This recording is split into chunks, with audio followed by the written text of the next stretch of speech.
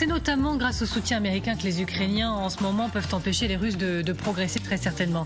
Et Joe Biden a de nouveau dit ce soir, ces dernières heures, que les États-Unis ne lâcheraient pas l'Ukraine. Il le dit dans le magazine Time. Regardez ces mots plus précisément. La paix consiste à garantir que la Russie n'occupera jamais l'Ukraine. Si nous laissons l'Ukraine s'effondrer, vous verrez la Pologne disparaître et toutes ces nations le long de la frontière russe tomber. Il ne parle pas, colonel Goya, des éventuelles pertes de territoire, mais de l'existence de l'Ukraine. C'est une façon d'être ferme tout en ouvrant la porte à une solution négociée ? Oui, mais comment dire, la stratégie américaine, ça a toujours été la stratégie du dosage. Depuis l'administration Eisenhower, enfin depuis que les Américains se sont aperçus qu'ils étaient face à un adversaire nucléaire et avec qui ils ne pouvaient pas, pour le coup, faire la guerre, sous peine de destruction mutuelle, et ils ont décidé de faire de l'endiguement.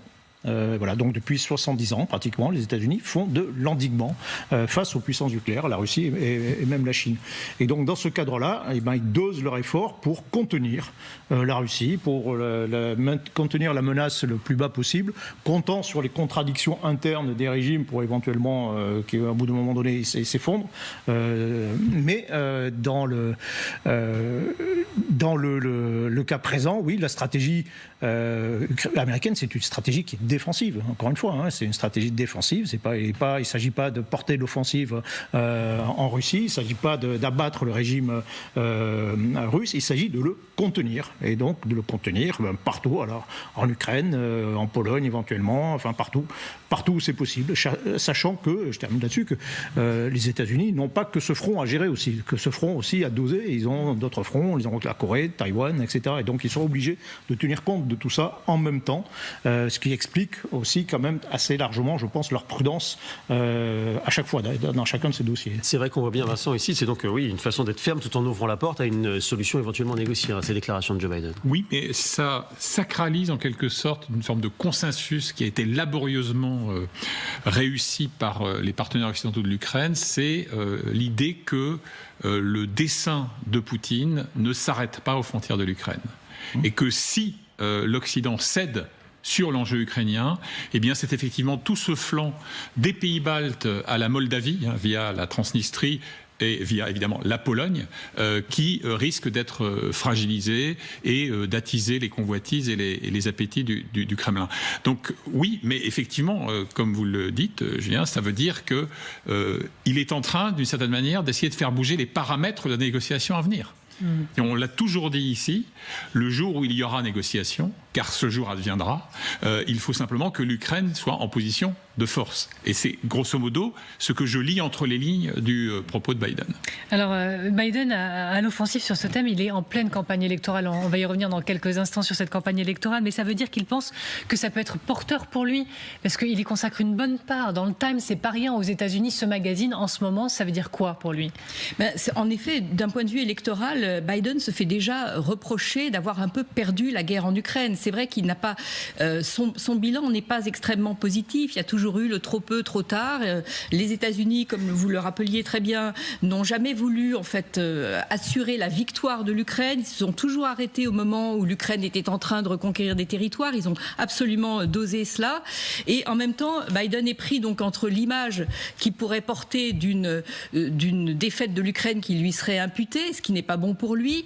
Il a aussi quand même une conscience démocratique, c'est-à-dire que, comme le disait Vincent, il est conscient du fait que le projet de Poutine est véritablement non pas de s'arrêter à l'Ukraine, mais de mettre la main sur le continent européen d'un point de vue territorial ou en tout cas idéologique, enfin de gagner du terrain et de gagner dans les idées et d'avoir des leaders qui sont à sa botte un peu partout. Enfin, c'est un projet à long terme.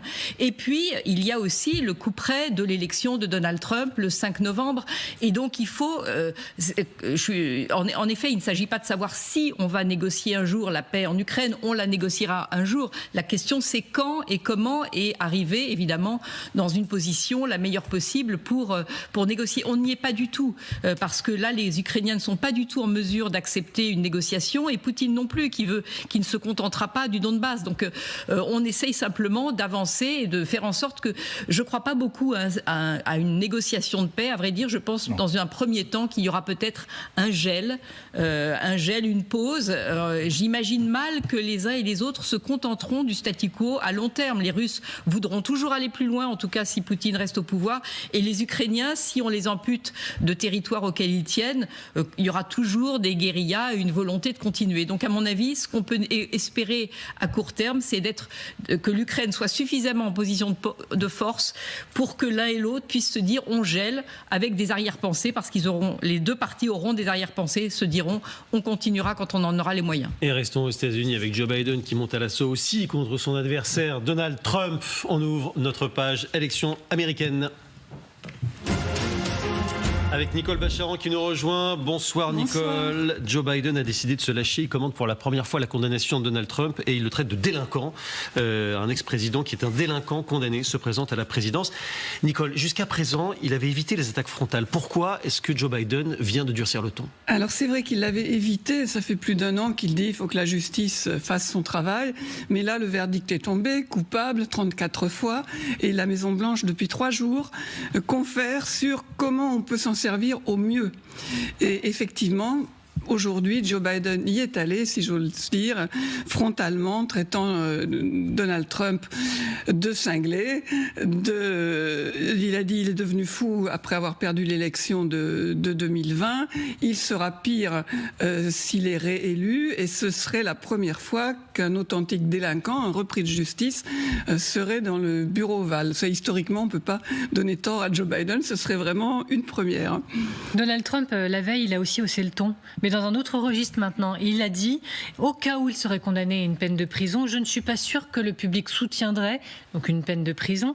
Vous savez, à un moment, il y a un point de rupture. Le point de rupture, comment le traduire en langage Trump? Ça veut dire quoi? Ça veut dire appel à de nouvelles émeutes? Ça veut Absolument. dire appel à la guerre civile? C'est menace de violence. Voilà, c'est très clairement ça. Et c'est un langage qu'il emploie depuis toujours, à la moindre contrariété, si j'ose dire. Et parfois, ce sont des contrariétés très très vives. Mais si je ne gagne pas l'élection, il y aura des violences. Si l'élection est truquée, il y aura des violences. Si la sentence est trop dure, il y aura potentiellement des violences. Et souvenez-vous de ce débat ou j'ai envie de dire contre Joe Biden en 2020 pendant la campagne, où Donald Trump avait dit à ses troupes, les fameux Proud Boys, qui sont des milices armées, reculez d'un pas et tenez-vous prêts. Ça veut dire tenez-vous prêts si je ne suis pas élu. Donc ça, la menace de la violence politique dans un pays où il y a quand même 300 millions d'armes, c'est quelque chose que les Américains prennent très au sérieux. Il y a une vraie inquiétude. D'une façon quand même à chaque fois, dites un peu à demi-mot. Tout le monde comprend ce qu'il veut dire, mais il ne le dit pas de façon totalement explicite, sans doute pour pouvoir s'en défendre plus tard, ce qu'il avait fait au moment du 6 janvier. On va voir les mots de Joe Biden dont vous nous avez parlé. Joe Biden, il parle ici de la défaite lors de la dernière présidentielle et il dit Trump, quelque chose s'est brisé dans ce gars-là pour de vrai, ça le rend littéralement fou. S'il dramatise à ce point, Joe Biden, c'est aussi, on l'imagine, pour essayer de ramener à lui les modérés, les républicains qui ne sont pas forcément fans de Trump. Ah mais complètement, parce que je sais que vous avez regardé les sondages. On va les voir. Moi aussi, et vous avez quand même 2 groupes de gens qui sont particulièrement intéressants. On ne sait jamais trop combien de personnes ils représentent. Mais vous avez les indépendants, les gens qui ne sont ni démocrates ni républicains et qui ont quand même une assez mauvaise idée de Trump après ce verdict. Et puis vous avez encore une sous-catégorie, j'ai envie de dire, ceux qui détestent Trump et Biden, les double haters. Et ceux-là, alors là, mais à 2/3, disent il ne faut pas que Donald Trump se représente, et ils sont contre lui à 2/3. C'est pas forcément un pourcentage énorme, mais dans une élection qui va être serrée. On les regarde, ces chiffres ensemble. Oui. Comment ce message il est entendu par les Américains? Des premiers sondages, vous le disiez, ont été publiés depuis le jugement donc, de Donald Trump pour savoir si ça changeait les choses. Et d'abord, il y a une majorité qui pense que la condamnation, elle est justifiée. 54% des Américains pensent, et vous le voyez, que la condamnation, elle est justifiée. Et la moitié pense qu'il devrait se retirer. Un taux qui tombe à 15% chez les républicains. Ah, c'est pas très bon pour lui tout de même. Non, mais c'est quand même pas très bon pour lui. Alors moi, ce qui me fascine, c'est que pour qui allez-vous voter? on se retrouve quasiment à 50-50. Mais on sent qu'il y a des choses qui bougent, des appréciations, des points de vue sur ces deux candidats. Et c'est vrai que vous pouvez être à la fois quelqu'un qui dit le verdict, il est justifié. Parce qu'honnêtement, les preuves étaient là. Après, est-ce que la sentence devrait être très lourde? C'est encore un autre sujet qu'on verra au mois de juillet, sauf erreur de ma part. Mais bon, c'est vrai qu'il a bidouillé ses comptes pour payer sans que ça se voit une actrice porno. Donc, c'est justifié. Mais ensuite, est-ce que ça veut dire que vous n'allez pas voter pour lui? Pas forcément.